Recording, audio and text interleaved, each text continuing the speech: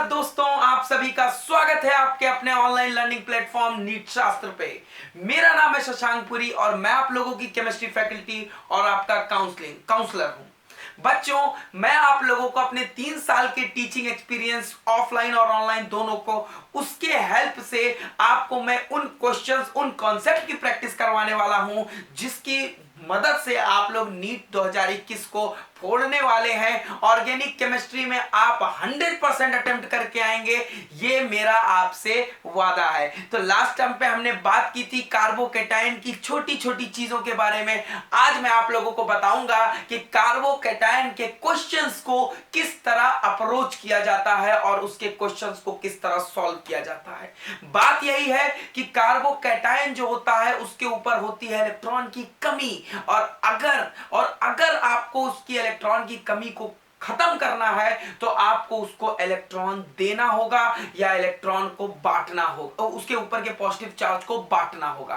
क्योंकि बच्चों, जितना कम उसके ऊपर इलेक्ट्रॉन की डेंसिटी होगी उतना ज्यादा उसकी स्टेबिलिटी होगी। तो चलिए, सबसे पहला क्वेश्चन आज का हमारा जो सेशन है बच्चों, वो मेनली क्वेश्चन आंसर पे बेस्ड होगा। मैं आप लोगों को कुछ क्वेश्चंस कराऊंगा जिसमें आप लोगों को ऑर्डर अरेंज करके देना है कि स्टेबिलिटी का ऑर्डर क्या है। तो इसमें सबसे पहले देखते हैं CH3 plus, CH3 CH2 plus, CH3 CH3 plus और D CH3 CH3 प्लस।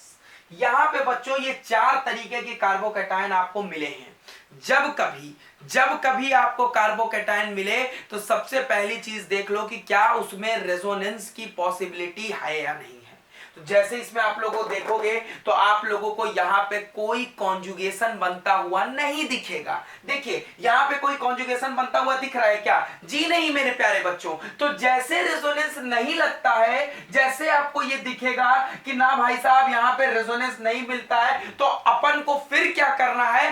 अपन तुरंत शिफ्ट हो जाएंगे, देखेंगे कि किस केस में हाइपर कॉन्जुगेशन ज्यादा हो रहा है। हाइपर कॉन्जुगेशन, पहला काम देखो, रेजोनेंस हो रहा है कि नहीं। रेजोनेंस हो रहा है तो देखो किसमें ज्यादा रेजोनेटिंग स्ट्रक्चर्स बन रहे हैं। अगर मान लो रेजोनेंस की स्थिति नहीं है तो तुरंत शिफ्ट हो जाओ हाइपर कॉन्जुगेशन पे और देखो किस केस में हाइपर कॉन्जुगेशन ज्यादा हो रहा है। बच्चों, यहीं पे क्विक रिवीजन कराना चाहूंगा आपको हाइपर कॉन्जुगेशन का। हाइपर कॉन्जुगेशन में अल्फा हाइड्रोजन की संख्या जितनी ज्यादा होती है वो कार्बोकैटायन उतना ज्यादा स्टेबल होता है, क्योंकि जितना ज्यादा अल्फा हाइड्रोजन होगा उतनी ज्यादा बार कार्बन और हाइड्रोजन का जो सिग्मा का इलेक्ट्रॉन है वो इंटरेक्ट करेगा इसके पी ऑर्बिटल के साथ और उतना ज्यादा इसके ऊपर पॉजिटिव चार्ज को कम करने की कोशिश करेगा। तो इस क्वेश्चन में देखते हैं, पहले केस में आपको कोई भी अल्फा हाइड्रोजन देखने को नहीं मिल रहा है, कोई अल्फा हाइड्रोजन नहीं है, तो सबसे कम स्टेबिलिटी जो हो जाएगी वो हो जाएगी ए की। इसमें देखो बच्चे, ये है इसका अल्फा पोजीशन। ध्यान देना, यहां से पॉइंट ऑफ इंटरेस्ट, ये हमारा पॉइंट ऑफ इंटरेस्ट है। इसके जस्ट बगल वाली जो पोजीशन होती है उसको बोलते हैं अल्फा पोजीशन। इस केस में ये अल्फा पोजीशन है, इस केस में ये अल्फा पोजीशन, ये अल्फा पोजीशन, इस केस में ये अल्फा पोजीशन, ये अल्फा पोजीशन और ये अल्फा पोजीशन है। अब देखना है किसमें अल्फा हाइड्रोजन की संख्या ज्यादा है। इसमें 3 अल्फा हाइड्रोजन है बच्चों, इसमें 6 अल्फा हाइड्रोजन है और इसमें अल्फा हाइड्रोजन की संख्या है 9। बस मैं आपसे यह पूछना चाहूंगा कि 9, 6 और 3 में कौन सा अंक ज्यादा है। तो इसमें कोई प्रॉब्लम नहीं होगी, आप बोलोगे सर ये ज्यादा है। तो सबसे ज्यादा हाइपर कॉन्जुगेशन होगा इस केस में, फिर इस केस में, फिर इस केस में और अंत में इसमें। तो ऑर्डर हो जाएगा बच्चों डी, सी, बी और ए। सबसे बेसिक लेवल का क्वेश्चन हो गया ये बच्चों हम लोगों का। चलिए, आप लोग इस क्वेश्चन को करिए, फिर हम लोग अपने इस सिलसिले में आगे की तरफ बढ़ते हैं। ठीक है, चलो नेक्स्ट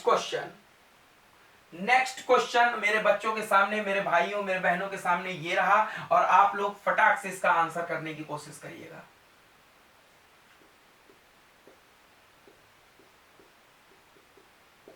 ठीक है बच्चों, मजा आ रहा है कि नहीं आप लोगों को क्वेश्चन करने में? क्योंकि हम अपना सेशन को इतना इंटरेक्टिव रखेंगे, इतना ज्यादा मैं आपसे कनेक्ट करने की कोशिश करूंगा ताकि आपको किसी भी सेशन में आपको 1% की बोरियत महसूस ना हो। ठीक है, चलो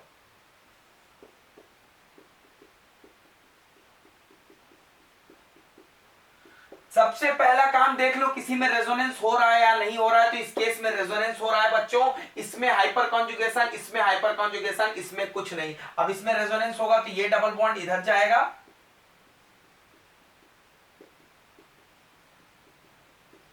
और दो रेजोनेटिंग स्ट्रक्चर्स बनेंगे।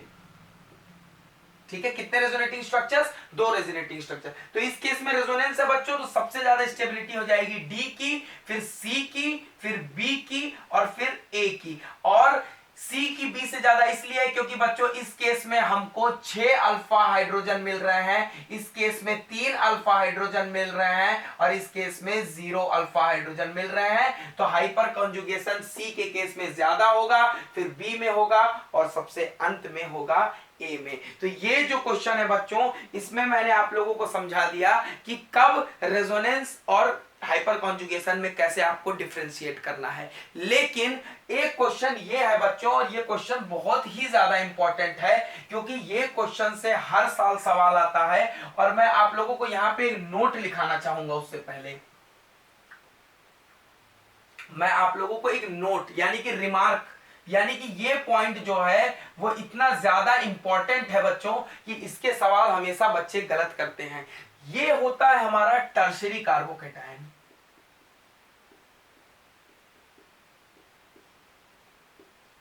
ये होता है हमारा टर्शियरी कार्बोकैटायन। जो टर्शियरी कार्बोकैटायन होता है ना बच्चों, वो ज्यादा स्टेबल होता है बेंजाइलिक कार्बोकैटायन से।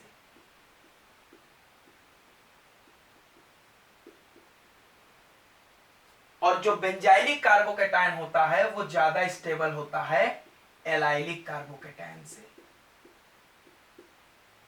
बल्कि इसमें बच्चों रेजोनेटिंग स्ट्रक्चर्स बनते हैं और इसमें भी, इसमें 2 रेजोनेटिंग स्ट्रक्चर बनता है, इसमें 4 रेजोनेटिंग स्ट्रक्चर्स बनते हैं। डिफरेंट टाइप के 4 रेजोनेटिंग स्ट्रक्चर बनते हैं जिसमें बॉन्ड का ओरिएंटेशन अलग होता है और इसमें 9 हाइपर कॉन्जुगेटिंग स्ट्रक्चर बनते हैं।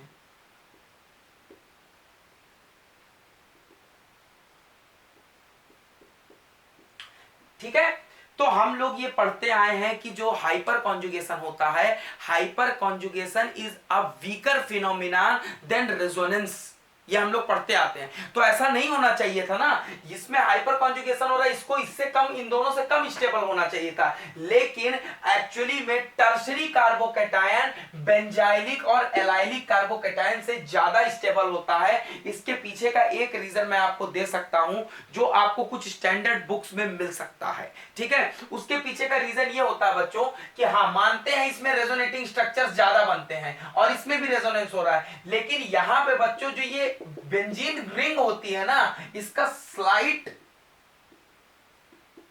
माइनस आई इफेक्ट भी होता है। इसका स्लाइटली माइनस आई इफेक्ट होता है जो क्या करता है, इस कार्बोकैटायन से और सिग्मा इलेक्ट्रॉन को खींच के इसके ऊपर के पॉजिटिव चार्ज को थोड़ा सा बढ़ाने की कोशिश करता है। तो इस वजह से प्यारे बच्चों जो ये 9 हाइपर कॉन्जुगेटिंग स्ट्रक्चर्स, अब देखो यहां पे CH3 लगा है तो ये प्लस आई से भी इलेक्ट्रॉन दे रहा है, यहां पे रेजोनेंस हो रहा है, यहां पे भी रेजोनेंस हो रहा है, लेकिन यहां पे क्या होता है कि इसके स्लाइड माइनस आई इफेक्ट लगने की वजह से ये थोड़ा सा अपना इलेक्ट्रॉन को शेयर करने वाले प्रोसेस को स्लो करता है और कार्बन के ऊपर पॉजिटिव कैरेक्टर को बढ़ाने का थोड़ा सा काम करता है, जिसकी वजह से बेंजाइलिक कार्बोकैटायन रेजोनेंस होने के बावजूद भी 9 हाइपर कॉन्जुगेटिंग स्ट्रक्चर बनाने वाले टर्शियरी कार्बोकैटायन से कम स्टेबल होता है। तो लिख लेते हैं tertiary carbocation, tertiary carbocation is more stable than benzylic and allylic carbocation. allylic carbocation ठीक है बच्चों, ये नोट है, ये बहुत ज्यादा ही इंपॉर्टेंट है क्योंकि इसमें बच्चों में गलती करने की चांसेस होती है। अब कोई मेरा प्यारा भाई अगर इस क्वेश्चन को देखेगा तो वो तो अपनी टीचर की बात मानेगा ना, उन्होंने बोला था रेजोनेंस एक स्ट्रॉन्ग फिनोमिना होता है, तो उसके हिसाब से ये इसको क्या करेगा, सबसे ज्यादा स्टेबल बना देगा क्योंकि इसमें रेजोनेटिंग स्ट्रक्चर जो होते हैं वो ज्यादा बनते हैं, लेकिन तब उसका ये आंसर जो होगा वो बच्चों क्या हो जाएगा, गलत हो जाएगा। ठीक है, तो अगर ये आप नोट कर चुके हैं तो हम लोग आगे बढ़ते हैं अपने अगले क्वेश्चन की तरफ। चलो प्यारे बच्चों आगे बढ़ते हैं।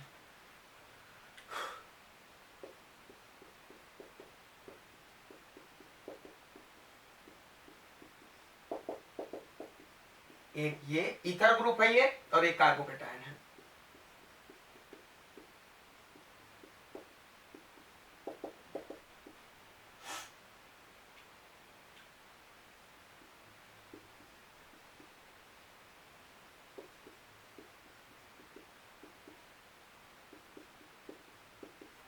ये क्वेश्चन है। अब देखो, सबसे पहले तो देख लो कि हाइपर कॉन्जुगेशन किसमें ज्यादा हो रही है। तो इसमें 3 अल्फा हाइड्रोजन है, इसमें 5 अल्फा हाइड्रोजन है, इसमें 6 अल्फा हाइड्रोजन है। ठीक है, और इन दोनों में प्यारे बच्चों ये एक माइनस आई ग्रुप होता है। इसका जो इफेक्ट होता है एक माइनस आई इफेक्ट शो करता है, और माइनस आई इफेक्ट या आई इफेक्ट जो होता है वो डिस्टेंस डिपेंडेंट होता है। वो कैसा होता है, डिस्टेंस डिपेंडेंट, यानी कि वो डिस्टेंस के ऊपर डिपेंड करता है। तो यहाँ पे ये दूर है, यहाँ पे नजदीक है, तो आप कहीं ऐसा मत सोचिएगा कि ये वाला सबसे कम स्टेबल होगा, क्योंकि बच्चों इस केस में क्या होगा ना, रेजोनेंस होगा।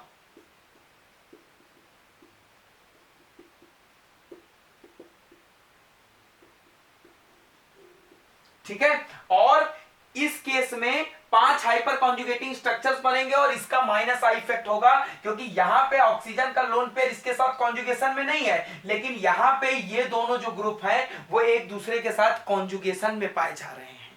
ठीक है, तो इसमें 5 हाइपर कॉन्जुगेटिंग स्ट्रक्चर बनेंगे क्योंकि 5 अल्फा हाइड्रोजन है, इसमें 6 अल्फा हाइड्रोजन है, और इसमें एक माइनस आई ग्रुप है। तो सबसे कम स्टेबल हो जाएगा बच्चों ए, फिर हो रहेगा बी, और सबसे सी, और सबसे ज्यादा स्टेबल होगा बी, क्योंकि इसमें बच्चों रेजोनेंस की फिनोमिना हो रही है।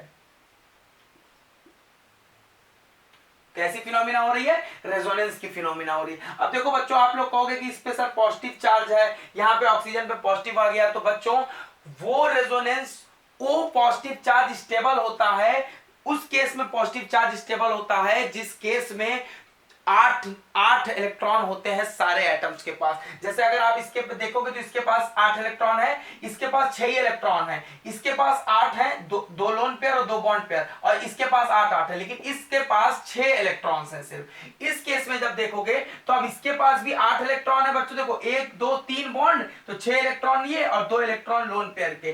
तो पॉजिटिव चार्ज तो आया, लेकिन ये पॉजिटिव चार्ज आने की वजह से ना सारे के सारे एटम्स का ऑक्टेट जो हो गया वो क्या हो गया, कंप्लीट हो गया। तो इस केस में सबसे ज्यादा जो स्टेबल होगा वो होगा बी, फिर C due to 6 hyper conjugating structures, और फिर होगा ए क्योंकि इसके 5 हाइपर कॉन्जुगेटिंग स्ट्रक्चर्स हैं, और साथ ही साथ ये यहां पे एक माइनस आई ग्रुप भी लगा हुआ है।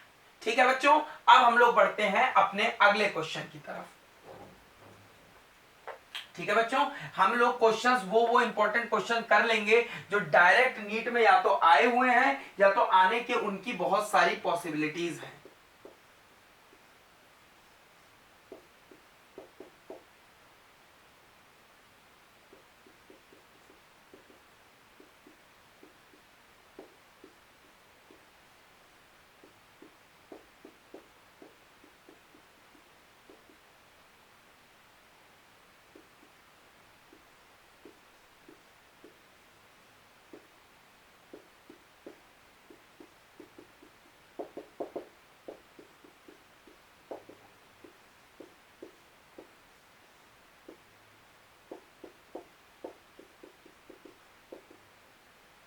देखो यहां पे 4 ऑप्शंस हैं आपके पास, ठीक है, और चारों में बेंजाइलिक कार्बोकेटायन है, बस किसी किसी में कुछ सब्स्टिट्यूएंट भी साथ में लगा दिए गए हैं। जब भी आपको इस टाइप का क्वेश्चन मिलेगा तो सबसे पहला काम आप लोग करिएगा, देख लीजिएगा जो सब्स्टिट्यूएंट लगे हुए हैं वो किस किस टाइप के हैं। तो ये जो NO2 होता है ना बच्चों, NO2 -M इफेक्ट शो करता है और -I इफेक्ट शो करता है।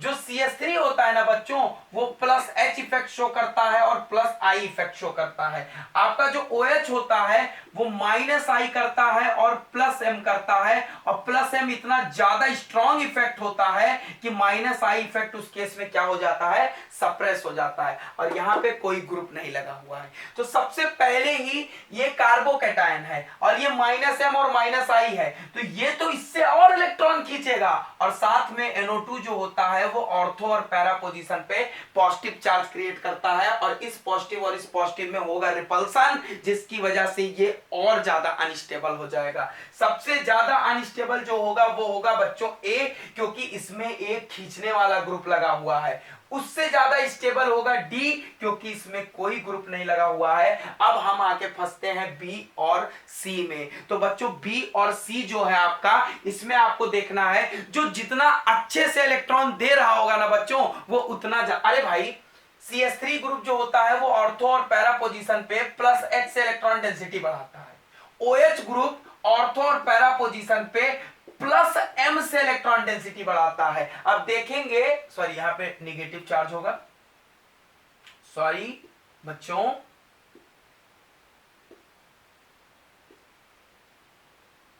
ठीक है।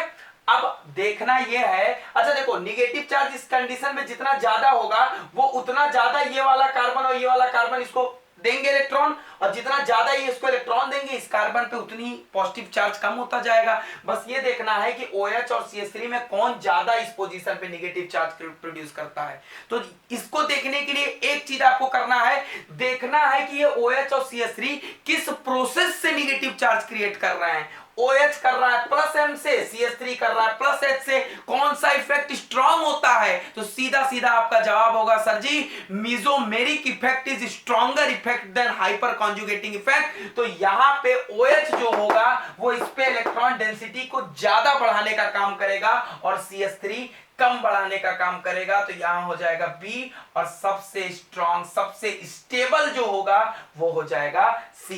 तो बच्चों आज हम लोगों ने कुछ इंपॉर्टेंट क्वेश्चंस कर लिए कार्बोकैटायन के।